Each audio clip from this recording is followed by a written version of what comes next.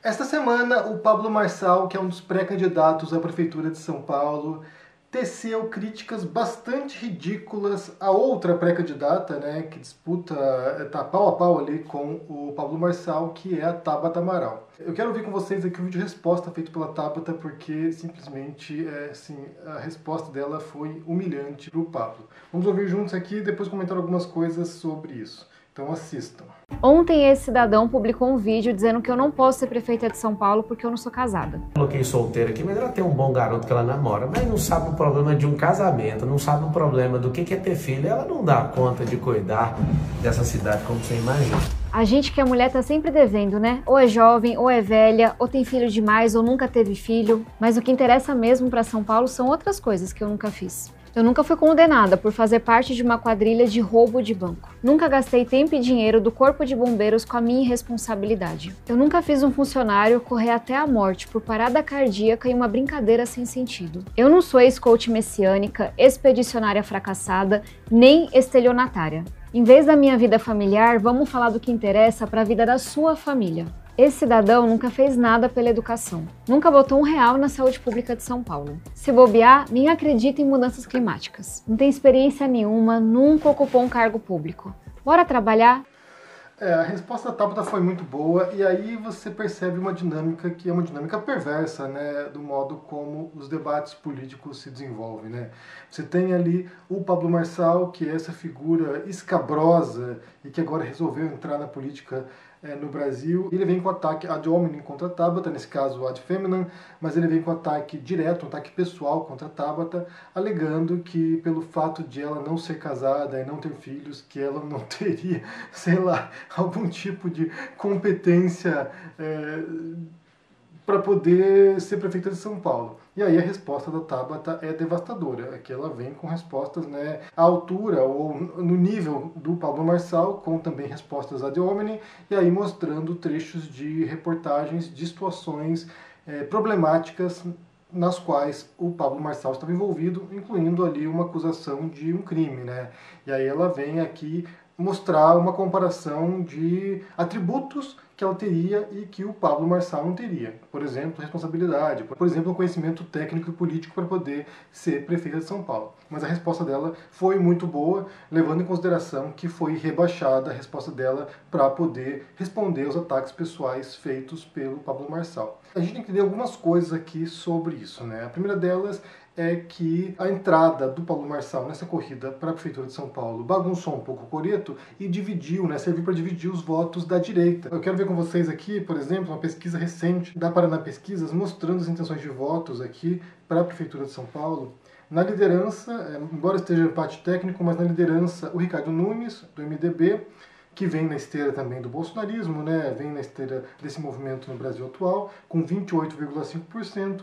Em segundo lugar na pesquisa, o Guilherme Boulos, do PSOL, com 25,9%. Depois, na terceira posição, disparando, na verdade, nas intenções de votos, né? Cresceu bastante, o Pablo Marçal, do PRTB, que é esse candidato da extrema-direita brasileira, né? Ele engloba, ele enfeixa ali todos os valores, né? Toda a retórica, todo o discurso, toda a tática discursiva, inclusive, da extrema-direita, com 10%, e em quarta posição a Tabata Amaral, do PSB, com 8,7%. E aí vai descendo, né? O Datena, Maria Helena, o Kim Kataguiri com 2,7%, né? Lá no Lanterninha.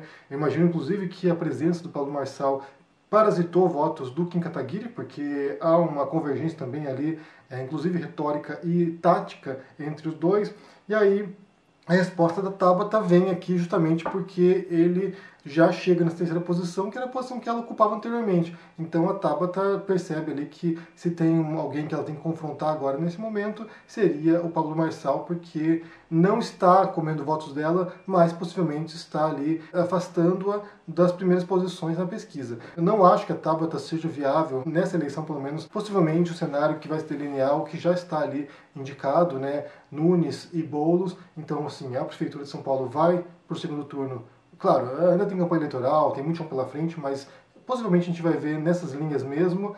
E é bem provável também, dado o perfil do Boulos, né, embora você possa gostar dele, eu acho um político admirável, não me parece que haja as condições para que o Boulos seja prefeito de São Paulo. Possivelmente será o Nunes, até porque se você for olhar ali no cômputo dos votos, né, da direita versus esquerda, a direita somando tudo ali, né, porque possivelmente no segundo turno esses votos do Marçal, votos do Kataguiri, do Atena, todos eles vão migrar na direção do Nunes. Então, assim, ele tem lá uma pernada de vantagem em relação ao Boulos. Então a Tabata vem responder nessa disputa que é rebaixada por ataques ad hominem. Só lembrando aqui que ataques ad hominem, né, o argumento ad hominem, ele é um tipo de argumento que vai contra o adversário intelectual, que vai contra o interlocutor. Ou seja, em vez de você confrontar os argumentos da pessoa, você confronta a pessoa.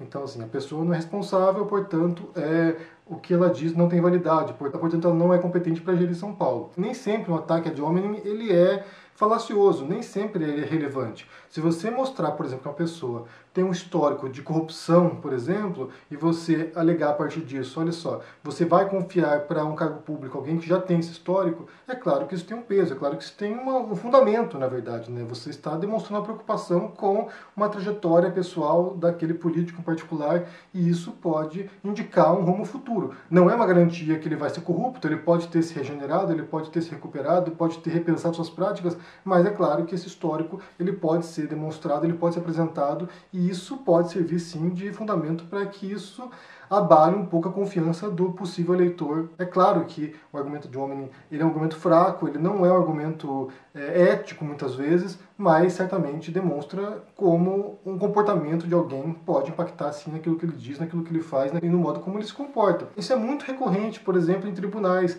Se você já assistiu filme de tribunal, já viu algum tipo de julgamento, né, seja, sei lá, algum relato de julgamento, geralmente uma testemunha ou, sabe, algum depoente, ele é desqualificado com base em quem ele é. Vamos supor que você tenha lá um caso, vamos supor algum caso de alguém sendo acusado de algum roubo, e daí chama um amigo dele, que também é alguém condenado, que é alguém que também foi condenado por algum crime no passado, esse antecedente criminal dessa pessoa será usado contra essa testemunha para desqualificá-la e desse modo invalidar o argumento em defesa do amigo. Isso acontece. É claro que sempre pode ser usado ao revés, né? Sempre pode ser usado via contrária também, como fez a Tabata, ao demonstrar como a própria figura do Pablo Marçal é muito complicada e não merece respeito, não merece ser levada a sério. Isso, no mundo ideal, pelo menos, serviria para que o eleitor ponderasse. Basta pensar, por exemplo, se você for uma pessoa católica, né, um eleitor católico, e esteja cogitando em votar no Pablo Marçal. Ele vem com esse argumento tosco, esse argumento, não, a Tabata não tem filhos, portanto, ela não seria a pessoa ideal para governar São Paulo. Sabe-se lá por quê.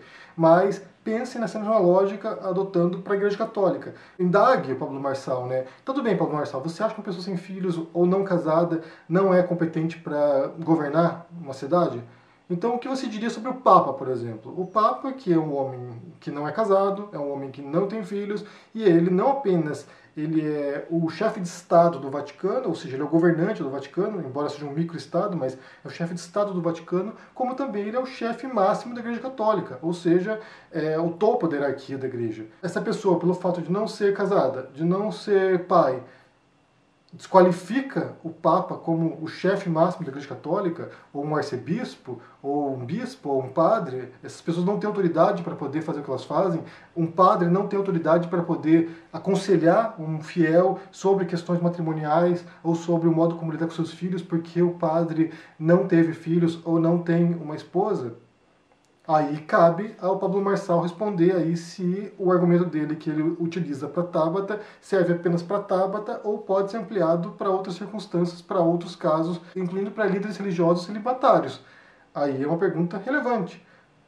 E por que serve para ela e não para os outros? Ou serve para ela e serve para todos? Se serve para todos, ele está desqualificando uma estrutura religiosa completa da Igreja Católica e você, como católico, deveria talvez repensar, bem, se ele acha que toda a estrutura da religião que eu sigo é falha porque os sacerdotes seriam desqualificados para ele, aí realmente vale pensar sobre isso. E para entender mais sobre o ad hominem, né, esse recurso retórico para tentar desqualificar o interlocutor, recomendo a leitura do meu livro Como Vencer um Debate Tendo Razão, que é um livro sobre falácias lógicas e sobre ética argumentativa e como você pode elaborar melhor seus argumentos de modo a defender melhor suas ideias. A crítica feita pelo Pablo Marçal foi ridícula, foi sim, tosca, assim como outras falas dele que são completamente toscas, né? Quando eu mostrei aqui sobre Ayrton Senna, por exemplo, é alguém que tem uma dificuldade tremenda de elaborar boas ideias, bons argumentos, embora as pessoas caiam nessa conversa, né? E aí eu acho que entra mais em certos apelos emocionais que ele adota, em certos recursos oratórios que ele utiliza, o que deu muito dinheiro para ele, mas em termos de argumentação racional ele é muito fraco, ele é muito pobre, né? Mas o que vocês pensam aqui sobre isso, sobre o que disse Pablo Marçal sobre Tabata, criticando-a porque ela não é casada e não tem filhos, como se isso fosse um requisito, né, um pré-requisito para poder ser político e governar uma cidade como São Paulo? Tipo, gente, sério. O que você pensa sobre isso e sobre a resposta da Tabata? E como você entende o uso desses tipos de argumentos ad hominem para tentar desqualificar o interlocutor, algo que é muito recorrente, talvez seja falar essa lógica mais recorrente utilizada pelas pessoas, que em vez de você confrontar as ideias dela, em vez de confrontar aquilo que ela disse, de fato, é atacar quem você acha que a pessoa é, ou quem você julga que a pessoa é, e desse modo você desvia, né? Você desvia o debate do campo das ideias, do campo dos argumentos, para a personalidade das pessoas. Isso é péssimo, isso é, saber empobrecer completamente o debate, embora seja, como eu falei, o mais recorrente, é o que mais acontece, é como geralmente se dá toda a estrutura de cancelamento na internet, o modo como as pessoas estão tentando destruir pessoas e não confrontar ideias. Lembre-se que vocês pensam aqui no comentário, deixe joinha, se inscreva no canal aqui, ativando o sininho. Isso é muito importante para ajudar aqui no engajamento. Se torne um membro para dar uma força e se cuide. Um forte abraço e até mais. Tchau. A gente tem uma bomba para vocês. O melhor professor da New York University, o cara que foi eleito um dos 40 maiores professores de administração e negócios do mundo, Adam Alter, vai nos dar uma aula dia 7 de julho, às 8 horas da noite, para nos explicar o que está por trás desse vício em tecnologia que virou uma pandemia mundial e transformou 5 empresas naquelas que controlam quase que toda a economia do mundo. Se inscreve agora para aprender com Adam Alter.